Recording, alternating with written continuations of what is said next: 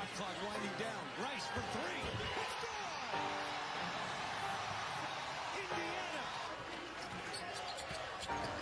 Galloway bounces it to Renew. Renew trying to get to the left hand. Leal comes in. And the foul! Anthony Leal. Keep it down. Gillespie gets rid of it. 10 seconds to go. Fans wanted to travel. Rice a three. Good. Push it. Rodney Rice. Rice puts one up. It's short. Tipped around. And Maryland wins it. What a win for Maryland. We're going to focus on when Indiana used the last time out it had, but here's Rodney Rice's three to give Maryland the lead on a possession the Hoosiers failed to give the foul they still had.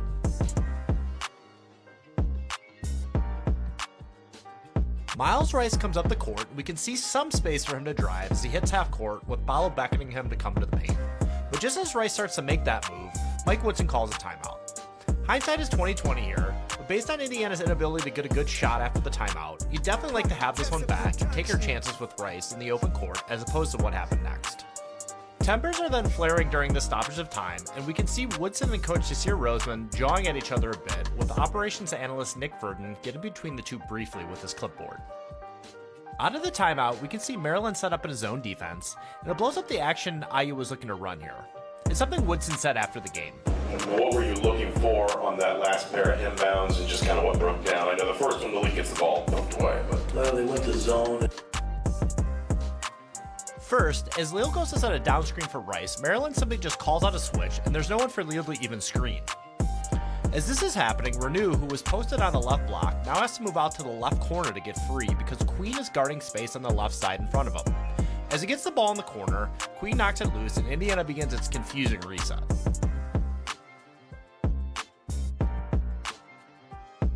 We see Ballo frustrated and chirping at the bench to start. Then it's assistant coach Brian Walsh popping off the bench and getting in Woodson's ear about substitutions. Goody enters and Leal starts to leave, but Woodson tells Leal to stay on the court. Ballo comes off instead as Goody listens into the bench, perhaps for the play call. Walsh is up again talking to Woodson, and now Mbako is subbing in as well. It's for Leal, and the crowd booed a bit at this point, no doubt because Leal has proven to be clutch and effective in late game situations, including this game. In any event, Mbako is clearly confused upon entering. First, he asks Galloway if he's supposed to be inbounding the ball. Galloway points to himself, saying he'll be inbounding. But Mbako's confusion doesn't end there. He's also unsure what Indiana's running and has his hands in the air. Galloway calls out the play to him, and he relocates.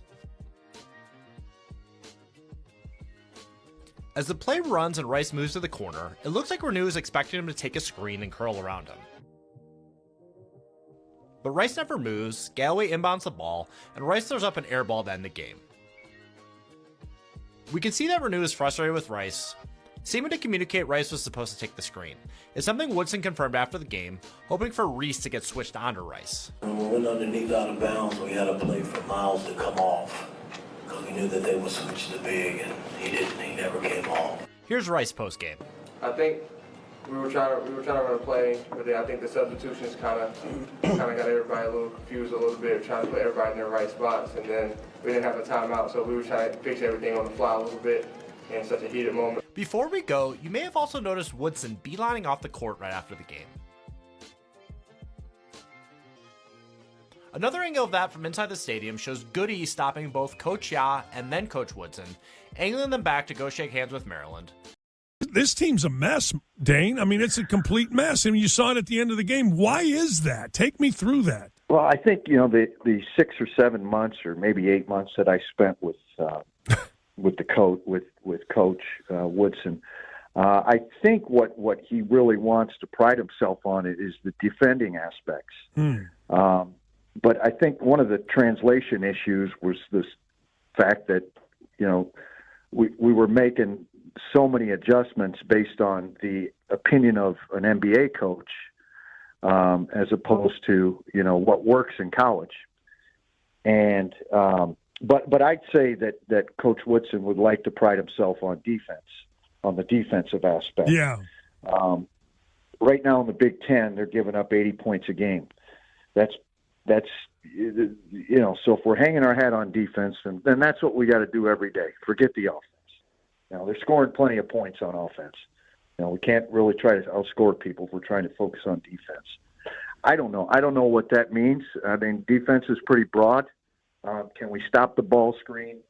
We're giving up 13 offensive rebounds a game with a 47% field goal percentage. That's not good. I mean, No.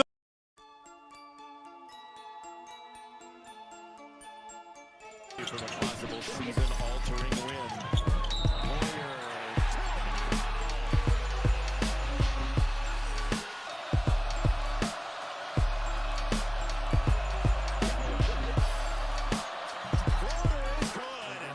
Everything stopped. Smith roaming with two defenders on it. They force him to give it up. Kaufman red.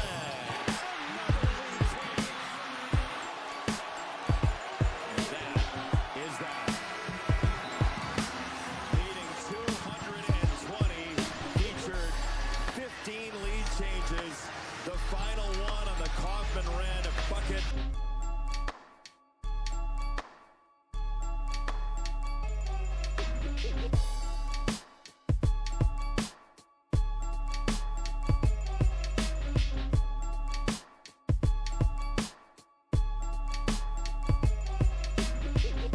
Your effort you put on here tonight. I mean, in Baco, this is the best I've seen you shoot a long time trade. You were just going to the basket. Talk about the effort you guys put in against Purdue tonight, please.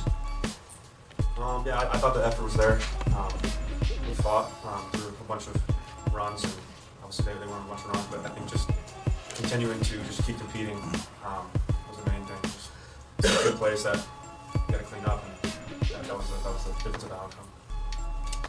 Mike, that possession where you're down one, the clock is so compressed. I think you had a timeout, but what's the balance you strike as a coach between, especially when you get into a player's hands like Miles, where he's really fast down the floor, between call a timeout and set something up, or just try and let it play out again with a guy that's really good going at the rim? Couldn't get his attention, and about time he got where he was going. I thought he got fouled on the play, but they didn't make the call. And I don't think that was the difference in the game. The difference in the game was the 20 turnovers that we had. I thought that was huge. And on the road, you can't turn it over like that. And they made us pay for it. They had 26 points off our turnovers. But for the most part, I thought our guys competed, did a hell of a job. But, it's about winning in this league. Jeff and the Mike. Yeah, Coach. What did you want on that possession where Miles Rice drove? Well, once he took off, I couldn't get to him. I mean, it was too late. The official had went by, and again, that's just, we got to connect better. That's just the bottom line, and because our high pick and roll stuff was going well for us with the ball in Gallo's hand, and we just couldn't get back to it. Mike and the Daniel. We were just fortunate there at the end. Trey Galloway doesn't have the ball in his hands at the end. I mean, let's just be frank about it, because he was making plays. And so now he doesn't have the ball there at the end, and then we were able to get a stop right there, and that was huge. Indiana a little bit stagnant on that possession, but all four Badgers in there in that painted area fighting for that defensive rebound. Crowell has not been shy. See how the crowd can do the same here in Madison. Tanjay battles with Leal, bounces inside. Winter with 2 on the clock, has to fade, and puts it through. Dylan Winter has a ton of ability. Coming off a career performance against Northwestern, they nicknamed him Gilly James. Clutch at same spot.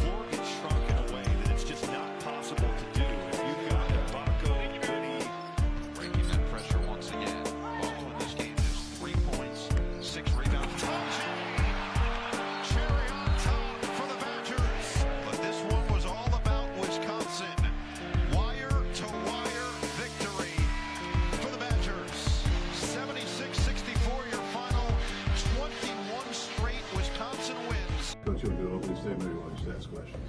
Go ahead and shoot your questions. I got a big picture question. You guys are 60th of the net, struggling against ranked teams. Why do you feel the season's kind of slipped to the point it is where it is right now? Right now, we're not tough. We're just not a tough team right now. We're not, and mentally we're not tough.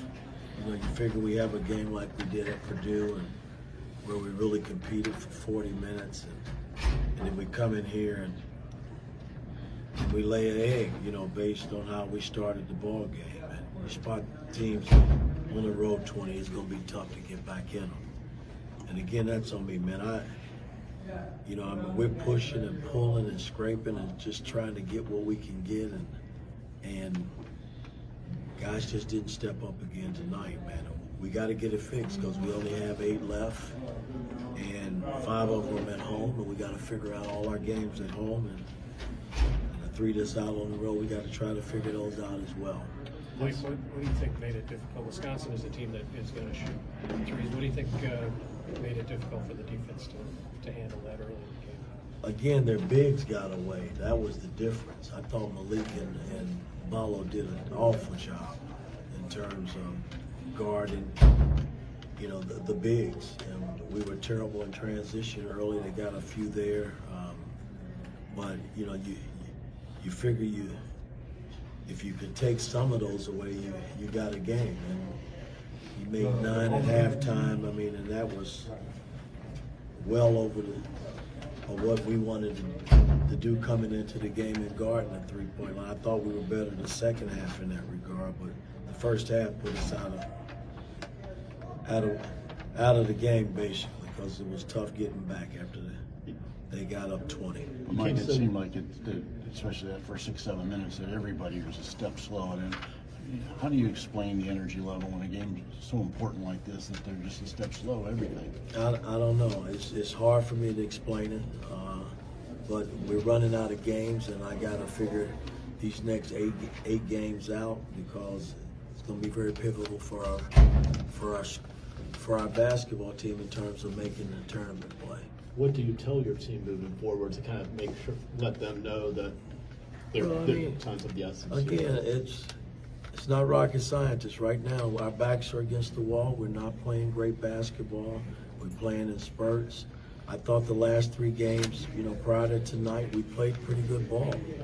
And, we came up short on, if you just maybe won 1 or 2 of those, you're feeling good about yourself. I got to figure out a game where we can get these guys back feeling good about themselves and see where it goes from there. Do you think the weight of the losses is weighing on these guys? Sure it is. None of these guys like to lose. I don't like to lose. I don't like the way we're playing. I did prior to coming into tonight's game. I thought in Purdue we played great. Maryland game we played great. We played a great half at Northwestern. But we were awful tonight. What binds the team together in a stretch like this? You have a lot of experienced guys, obviously a lot of guys with Big Ten experience. Do you just kind of lean on them? Do you let them do it organically? No, you got to lean on them, but you got to help them too. These guys they're kids, and playing a big time program, big time basketball, and the Big Ten ain't no joke. So we got to help each other. It's kind of how I look at it. All right, Thank you. All right, guys. Thank you.